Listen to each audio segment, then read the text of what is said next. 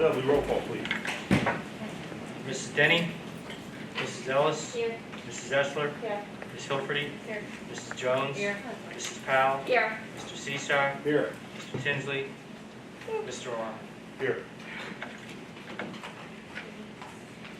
Approval of minutes. Motion is to approve the minutes of the regular school board meeting of January 26, 2022. So moved. Second. Questions or comments? All those in favor? Aye. Opposed? Motion passes. 2.02 is the invoice listing. Motion is to approve the invoice listing from January through February 2022. Do I have this motion? So moved. Questions or comments? All those in favor? Aye. Opposed? Motion passes. 2.03, Treasurer's Report, Ms. Pat. As of December 31st, 2021, Pendunco's balance was $47,273,505. During January 2022, local, state, and federal revenues totaled $1,950,025. Disbursements were issued in the amount of $4,072,056. As of January 31st, 2022, Pendunco's current balance is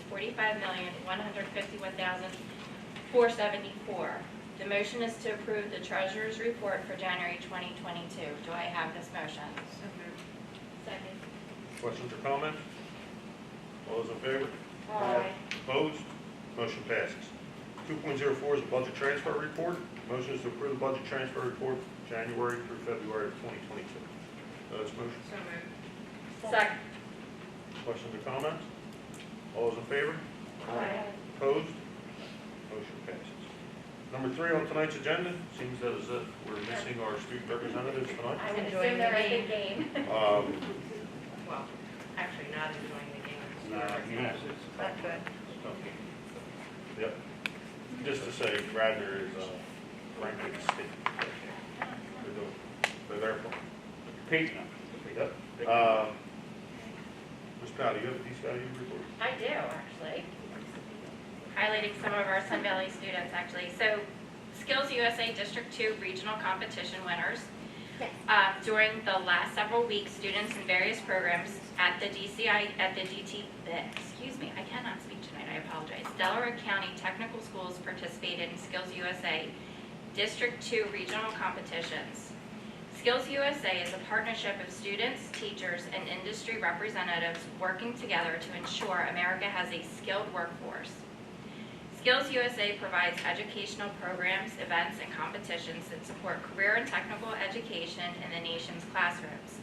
The following students received awards from Pendunco for finishing in first, second, or third place in this regional competition. For welding fabrication team competition, first place are junior Nick Markowitz. Building construction, second place, senior Michael Miles. And I'm not sure what grade he's in, but HVAC and refrigeration, first place, Nicholas Vitale. He's a senior? I thought so. Thank you, Ms. Powell.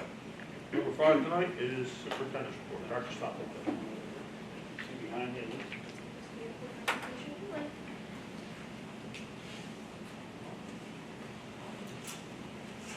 Good evening, everybody. We had a great conversation last Wednesday in advance of this meeting.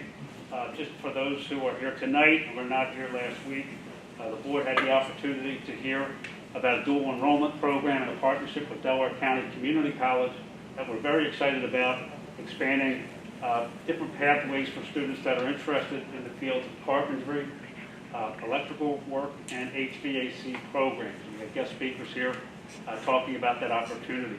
There's a large amount of interest across the county for limited slots at Delaware County Intermediate Unit CTE program. So the opportunity for us to possibly expand our programming for students interested in the trades is very promising, at a particularly promising rate as well. We had an extended conversation about our beginning preliminary work in building the budget for next year. Pendunco's Act 1 index is set for 4.1%. We talked to the board about what does a 1% increase mean on the taxpayers and how much revenue does that generate.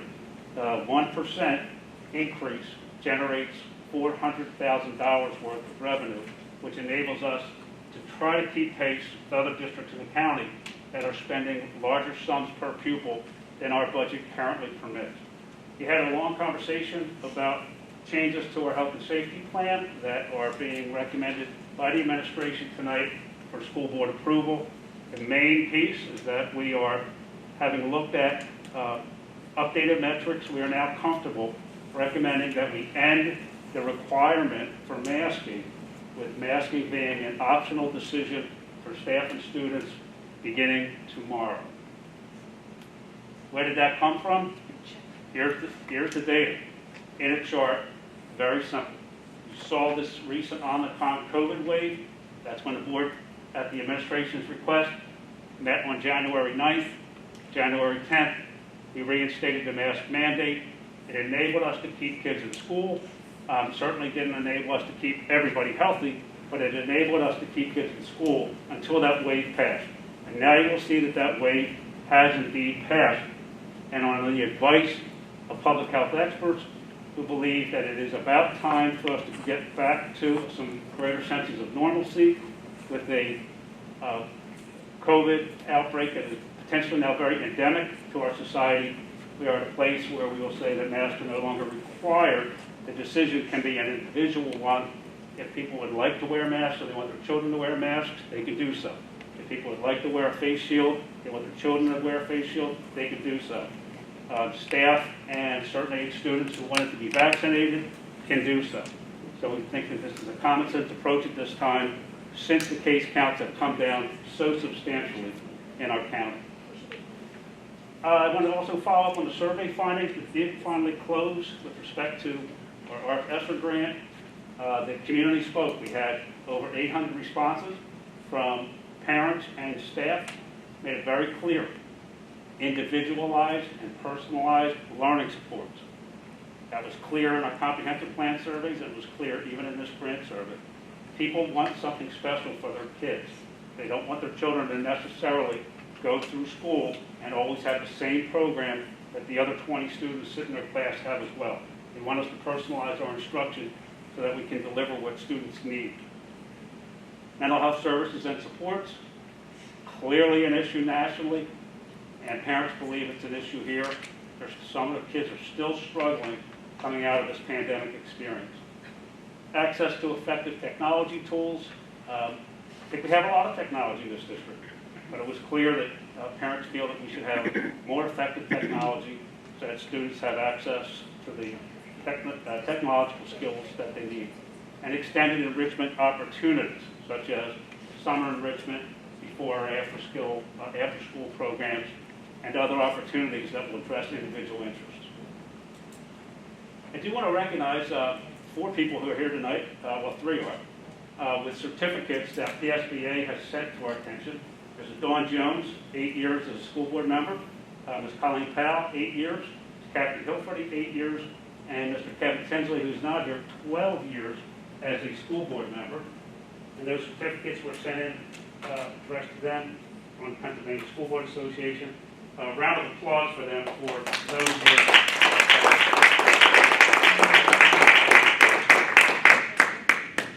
Thank you.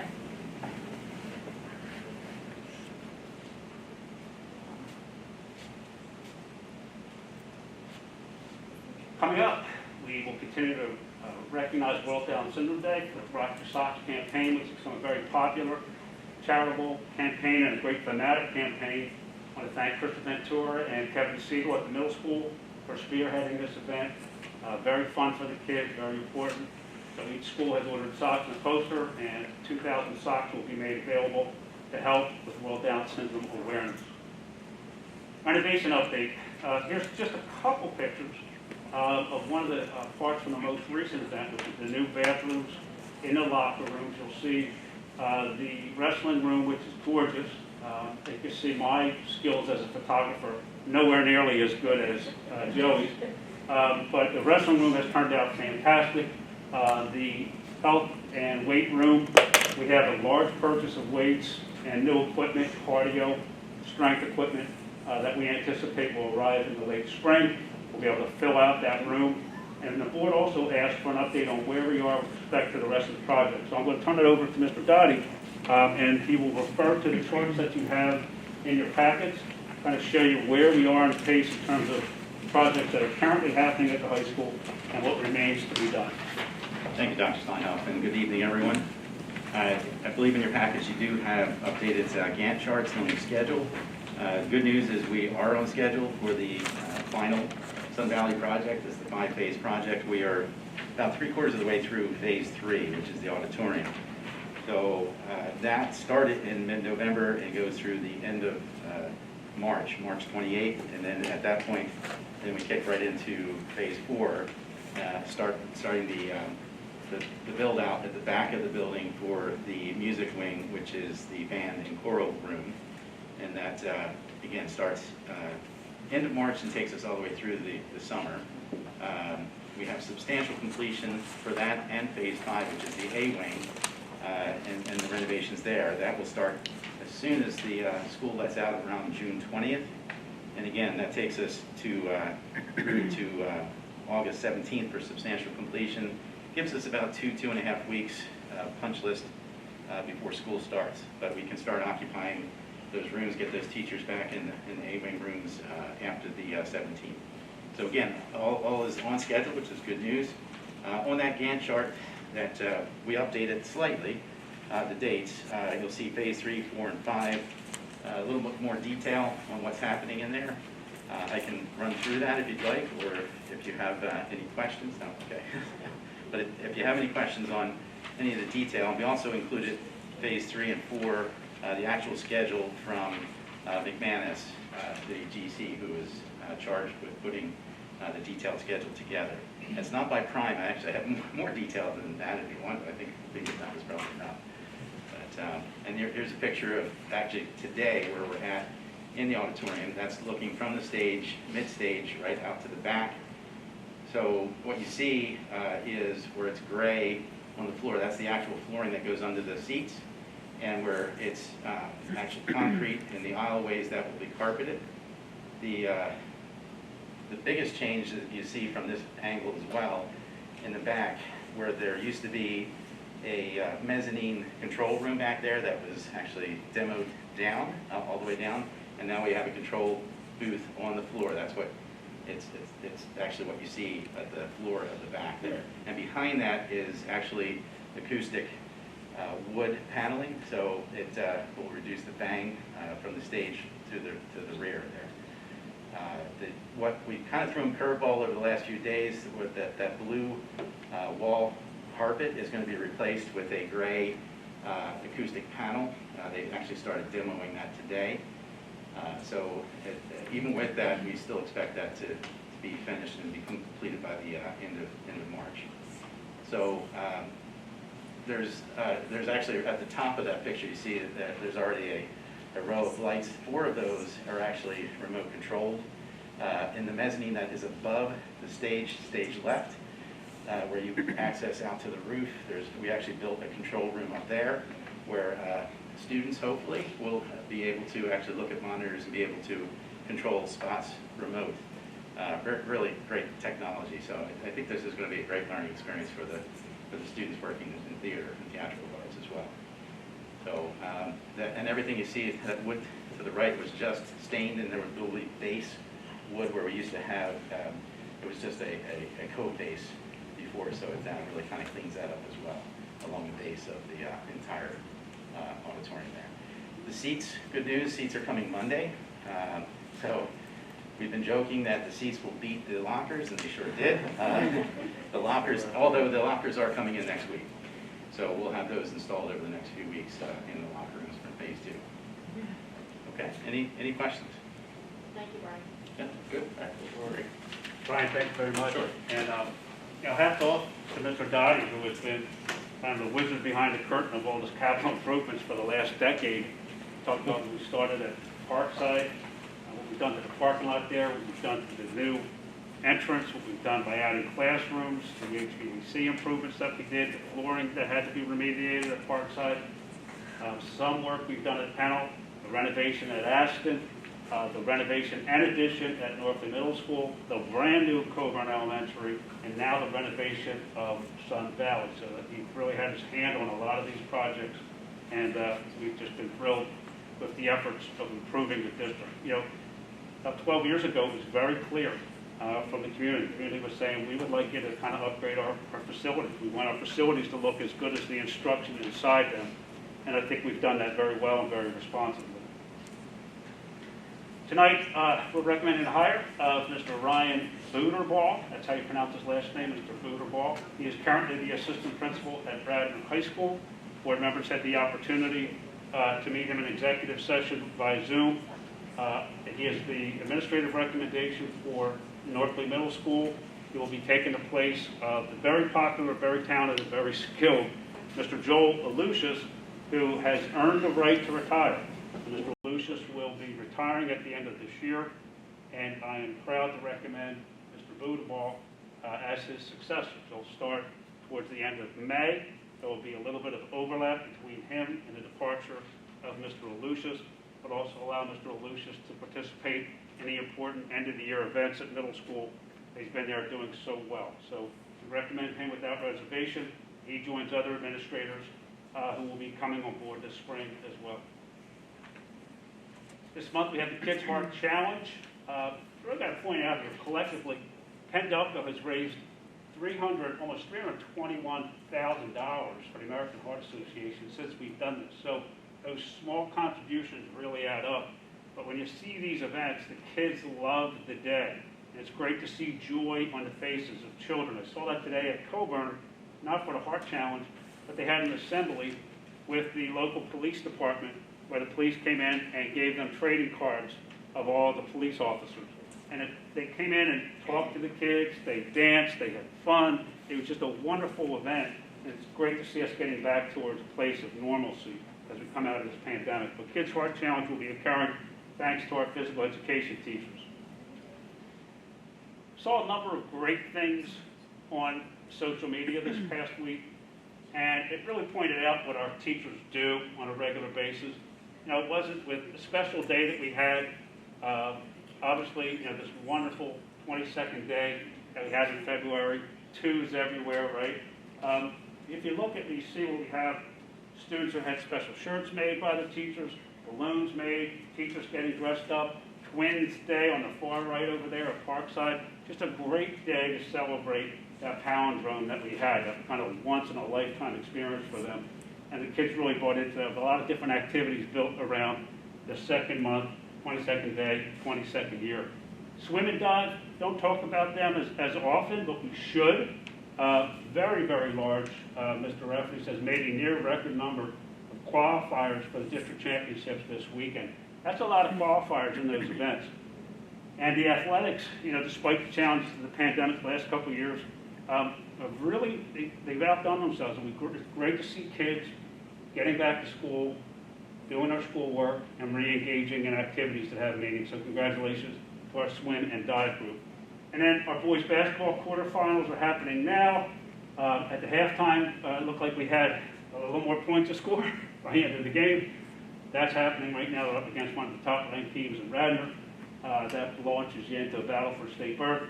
But I also want to point out girls basketball added 10 wins to their total this season, which was a huge jump compared to last year. Really thrilled as well with indoor track.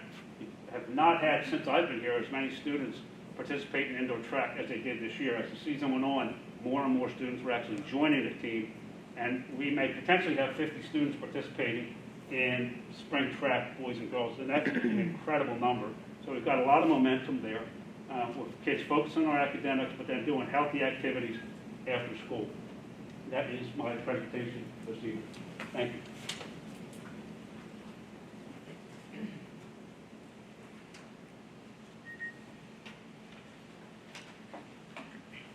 Thank you, Dr. Steinhoff.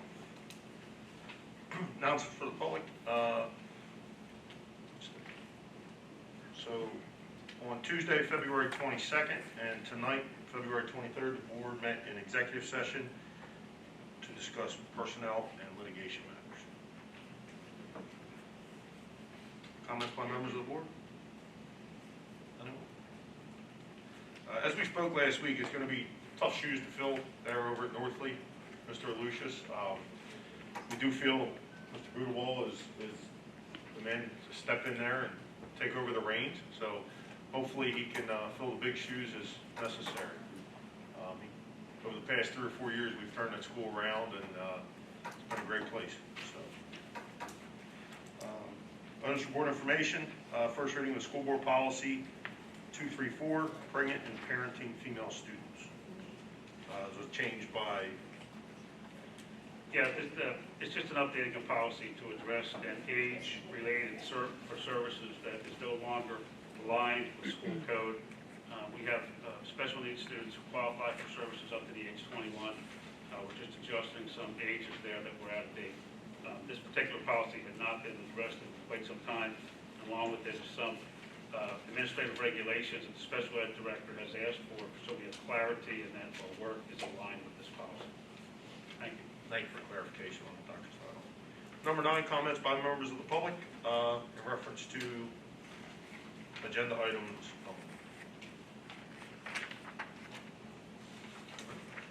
Moving on. With that, we're going to start with number 10, carries on page 2, 3, 4, 5, and this references the Penducco budget 2021-2022, Act 93 plan, PDEA agreement, PDESBA agreement, PDSSBA agreement, and the PA School Code section 1108B. It is administrative recommendation to approve all personnel items as presented. Do we have this motion? Second. Questions or comments? All those in favor? Opposed? Motion passes. Tonight, we're going to have a consent agenda for items 10.04 through 10.15. Does any member wish to pull an agenda item to vote separately? With that, I need a motion to approve 10.04 through 10.15. All contracts, preparations, and solicitation of bids are subject to the review and approval of the solicitor. So moved. Questions or comments? All those in favor? Opposed? Motion passes. One thing I would like to make note that we added since last week, we will be moving back to Newman University for graduation this year. Although it was great and fun out on the football field last year, we had some struggles with weather, we had some struggles with some damage to the field. So we didn't want to lose our specific day given the fact that we get number 1 choice. So we will be back at Newman on Tuesday for graduation. Comments by members of the public?